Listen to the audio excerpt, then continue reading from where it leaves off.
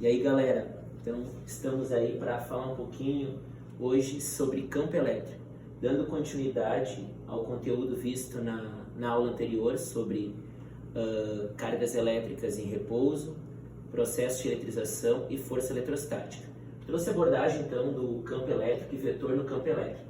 Campo nada mais é que uma concentração de certas interações que eu posso usar determinadas regras em intervalos de tempo.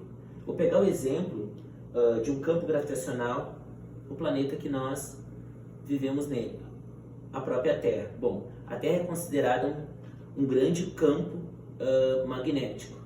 Então, na existência, se a Terra deixasse de existir, automaticamente o campo também deixa de existir, porque um depende do outro. Um exemplo simples que nós aprendemos lá no 9º ano, falando um pouquinho de força gravitacional, voltando lá nas leis de Newton, qualquer objeto que vocês deixam cair, ele é atraído para o centro da Terra. Então isso tem a presença de um campo, tem a presença de uma força. E essa força seria a força gravitacional. A gente estuda 4 tipos de campo: campo gravitacional, campo elétrico, magnético e nuclear. Bom, então a abordagem inicial nossa é o campo elétrico. O campo elétrico nada mais é que uma interação de cargas elétricas no espaço. Como assim no espaço? Onde eu preciso de uma força que interage sobre elas. Como nós vimos no conteúdo anterior, para descobrir a força eletrostática de 2 cargas isoladas, eu tinha o quê? Eu tinha as cargas separadas por uma distância, inversamente pela distância. Aqui então eu trago a primeira abordagem do campo, elas separadas apenas por uma força e uma carga de prova. Então assim, a primeira abordagem nossa é a pirâmide da força no campo elétrico, onde o campo nada mais é que a razão da força pelo Q minúsculo. Por que o Q minúsculo e não Q maiúsculo? Porque aqui nós vamos ter 2 abordagens de Qs. O primeiro Q minúsculo se refere à carga de prova. Ela não é uma carga quantizada. O que eu me refiro quantizada? Ela pode ter ou não ter carga. Então, por isso que ela está sempre sendo uma carga de teste, uma carga de prova. E o Q maiúsculo, uma carga fixa. Bom, essa pirâmide funciona assim. Se eu quero descobrir o campo é a razão da força pela carga de prova. Se eu quero descobrir a carga de prova, é a força sobre o campo. E se eu quero descobrir a força, o campo vezes a carga de prova. Bom, a força dada em Newton, continua a mesma unidade de medida, a carga dada em Coulomb, e o campo nada mais é que o quociente dos dois, Newton por Coulomb, certo? A divisão Newton por Coulomb. Bom, agora nós temos aqui, vocês pode estar acompanhando também pelo material que eu vou estar disponibilizando para vocês, tá? No sistema, em PDF também, a classificação que caracteriza a existência desse campo. Bom, observa então, se o Q for maior que 0, o campo e a força vão estar no mesmo sentido. Como assim no mesmo sentido?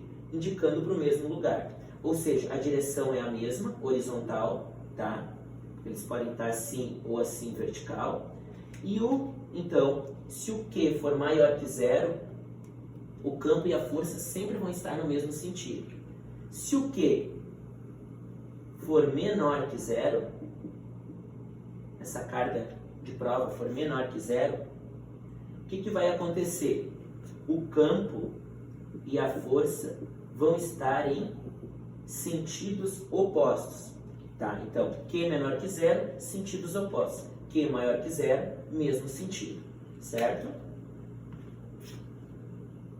Agora eu vou pegar e vou fazer 2 exemplos para ilustrar esse conteúdo que eu acabei de comentar com vocês. Bom, o primeiro exemplo diz o seguinte. Nós temos uma carga fixa, a qual será usada uma carga de prova de 2 vezes 10 na menos 5 Coulomb, tá? Carga positiva, onde é submetida a uma força de 4 vezes 10 na menos 2 Newton. Então está pedindo o campo. Então, o campo nada mais é que a força dividido pela carga de prova. 4 dividido por 2, 2 vezes 10 na 3. Por que 3? Menos, mais. Newton por cubo. Ou seja, 2.000 Newton por cubo. Bom, A2. A2 nós temos duas abordagens diferentes. A primeira, eu tenho o campo. E nessas duas abordagens diferentes, pede o seguinte. Pede a força e para classificar ela, pede a força quando a carga de prova for 2 microcoulomb e quando a carga de prova for menos 3 microcoulomb. Então vamos lá, força é igual campo vezes 2 vezes 10 na menos 6. 2 vezes 6, 12, vezes 10 na menos 1. Levando a vírgula para a minha esquerda, temos 1,2 Newton. Bom, vamos classificar. Então, 1,2 Newton sempre positivo, porque a força é em módulo, tá?